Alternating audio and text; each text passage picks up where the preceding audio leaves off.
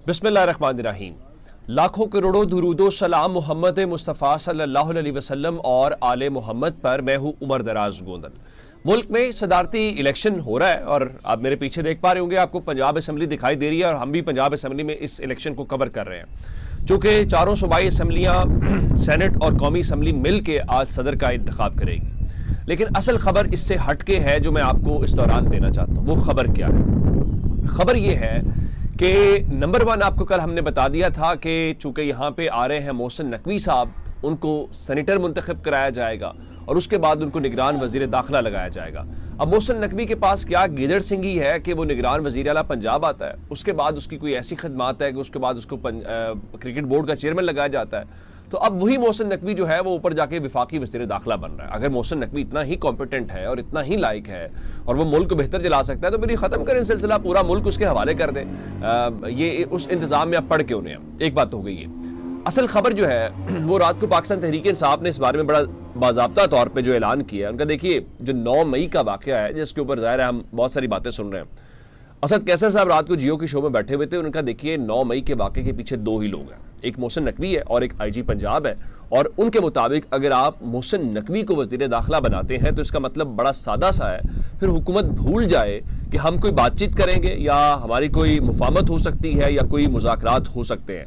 इसका मतलब बड़ा सादा सा है कि पाकिस्तान तहरीक इंसाफ ये कह रही है कि मोहसिन नकवी आ गया तो फिर हम हुकूमत के साथ बात नहीं करेंगे। और एक और बात है, मुस्लिम लीग नून अपने कायदे मोहतरम जिनके बारे में खबरें लगा चुके हैं कि नवाज शरीफ चौथी बार वज़ीर आज़म, ना वो वज़ीर आज़म कायदे मोहतरम बने हैं और उसके बाद आपका वज़ीर ख़जाना भी औरंगज़ेब साहब जो हैं वो भी कहाँ से कौन लेके आ रहा है सबको पता है। अच्छा, अगर आप वज़ीर ख़जाना जो हैं वो भी लेके नहीं आ सकते अपना, और उसके बाद जो है आप वज़ीर जो दाखिला है वो भी किसी और के आने हैं, तो फिर आप हुकूमत कर क्या रहे हैं? आप उस हवाले से करना क्या चाहते हैं? ये बड़ा इंपॉर्टेंट सवाल है। और इस हवाले से उनके जो खुरम दस्तगीर साहब हैं वो फरमा रहे थे नून लीग के पास वज़ीर दाखिला के लिए बड़े काबिल और अहल लोग हैं, लेकिन हम ना मोहसिन नकवी के तजर्बे से शहबाज शरीफ फ़ायदा उठाना चाहते हैं। अगर वो इतना ही फ़ायदा उठाना चाहते हैं तो फिर आप मेहरबानी करें, फिर शहबाज शरीफ को हटाएं और आप मोहसिन नकवी को उसकी जगह के ऊपर लगा दें, अगर आपको उसके फ़ायदे के हवाले से इतने ही वो है। अच्छा, एक बात तो हो गई है। अब पाकिस्तान तहरीक इंसाफ जो है वो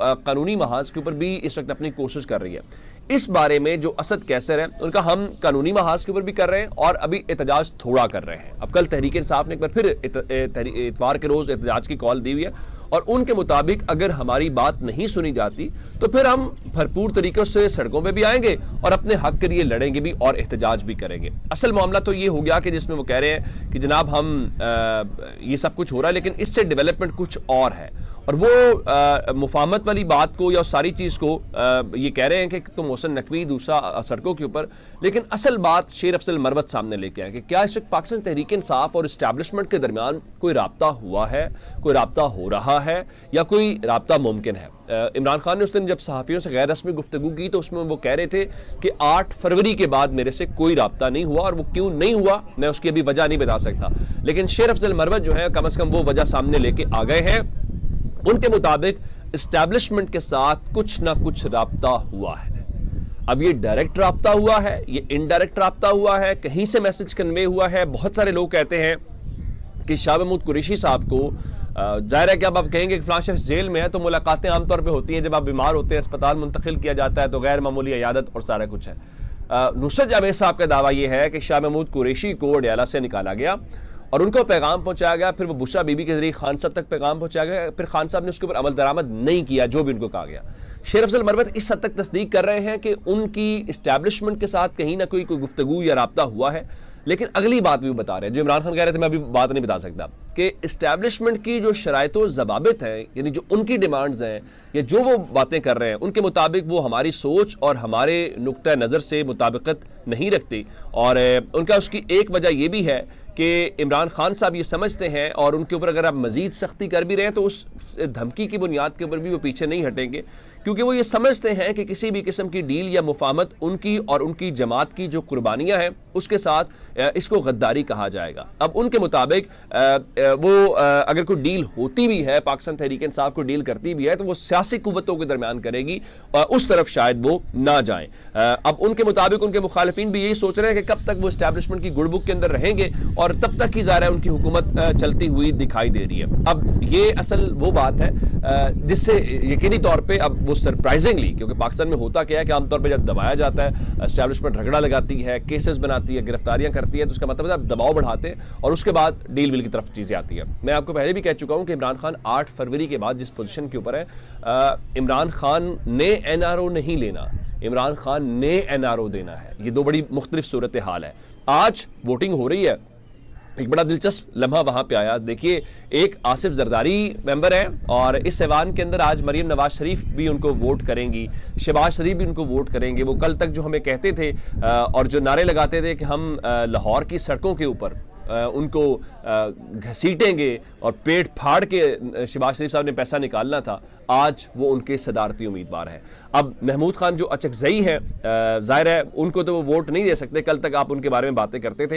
यहाँ पे सुन्नी इत्तेहाद काउंसिल ने दरखास्त जरूर दी है प्रिजाइडिंग ऑफिसर को कि जिन्होंने कल हल्फ पंजाब असेंबली में लिया है वो स्ट्रेंजर्स इन द हाउस हैं, यानी अजनबी हैं, उनका हल्फ आईनी कानूनी नहीं है, तो आप उनको वोट मत डालने दें। लेकिन जाहिर है उनकी बात को कौन सुनेगा। लेकिन दिलचस्प मामला हमने देखा है वहां पे पार्लियामेंट में, जहां पे सेनेटर्स और कौमी असम्बली के जो अरकान हैं वो वोट डाल रहे हैं। ओन अब्बास जो हैं सेनेटर हैं, वो बता भी चुके हैं कि उन्होंने किस तरीके का वक्त गुजारा। आज जस्टिस आमिर फारूक जो है इस्लामाबाद हाई कोर्ट के चीफ जस्टिस, चूंकि वहां पे वो प्रिजाइडिंग ऑफिसर के फराइज सर अंजाम दे रहे हैं, तो उन्होंने उनके सामने इमरान खान जिंदाबाद के नारे लगाए और उसके बाद सेनेटर जो फैसल जावेद हैं वो भी इस किस्म के नारे लगा रहे थे। और उससे हट के जो सुन्नी इत्तेहाद काउंसिल के अरकान हैं वो ऐवान में इमरान खान को रिहा करो के नारे लगाते हुए दिखाई दिए। और हैरान कुन तौर पे कल हमने देखा था कि सेनेटर एजाज चौधरी के जो है प्रोडक्शन ऑर्डर्स वो जारी किए गए, उसके बावजूद उनको ऐवान में आज पेश नहीं किया गया। और आज ऐवान के अंदर उनका नाम पुकारा गया, लेकिन ऐवान में वो वोट कैसे डालते जब उनकी गैर हाजिरी तस्वुर होनी थी। तो उस वक्त भी ऐवान के अंदर जो है वो नारे लगाए गए हैं। अब आप मुझे इससे अंदाज़ा लगाइए कि ये क्या आप ये सूरत हाल या किस किस्म का सिस्टम है जहाँ पे अवाम के नुमाइंदे, मुंतखब नुमाइंदे जो हैं वो वोट इसलिए नहीं डाल सकते चूँकि कोई और शख्सियत या कोई और सिस्टम या कोई और जो ताकत है वो नहीं चाहती। अब दूसरी तरफ सूरत हाल ये है, उन्हीं के तर्जुमान जो टीवी के ऊपर बैठते हैं, जो उनकी खबरें लेके आते हैं, जो धमकियां देते हैं या कौम को समझाते हैं, हमें समझाते हैं, आपको समझाते हैं सबको कि यार ये हो रहा है वो हो रहा है, उनकी बातें ठीक भी होती है। उसमें फैसल वावड़ा जो है वो सबको पता है, फैसल वावड़ा ऐसा किसी सियासी जमात में नहीं है, फैसल वावड़ा के पास कोई ओहदा नहीं है, लेकिन उसके बावजूद उसको टीवी पे बिठाया जाता है, इंपॉर्टेंट उसकी गुफ्तगू ली जाती है। उसकी वजह क्या है? उसकी वजह उसके ऊपर वो थपकी है। और फिर जब किसी बड़ी अहम जगह के ऊपर मीडिया मालिकान को बुलाया जाता है और उनको कहा जाता है आपने इमरान खान की तस्वीर नहीं चलानी, इमरान खान का नाम नहीं चलाना, तो उस मौके के ऊपर कोई और मौजूद हो या उस मीटिंग में एक शख्स मौजूद होता है जिसका नाम फैसल वावड़ा भी होता है, उससे उसकी पहुंच का अंदाजा लगाए। अब वो फैसल वावड़ा एक और बात करें, वो पहले कहते थे कि बल्ले का निशान जो है नहीं होगा और बल्ले का निशान नहीं था। अब क्या वो कहते हैं? अब वो कहते हैं ये हुकूमत जो है ये चल नहीं पाएगी और उनके मुताबिक 2 साल भी मुश्किल हैं। देखिए, इस हुकूमत के मुस्तकबिल को लेके जो फजलुर रहमान साहब हैं वो भी बात करते रहे, बाकी सब भी लोग बात करते हैं। अगर आप फैसल वावड़ा जो हैं वो भी ये अगर कह रहे हैं कि ये 2 साल नहीं चल पाएगी, तो आप इस हुकूमत के मुस्तकबिल का अंदाज़ा लगा लीजिए। और आपको पता है कि फैसल वावड़ा कहाँ से बात कर रहे हैं,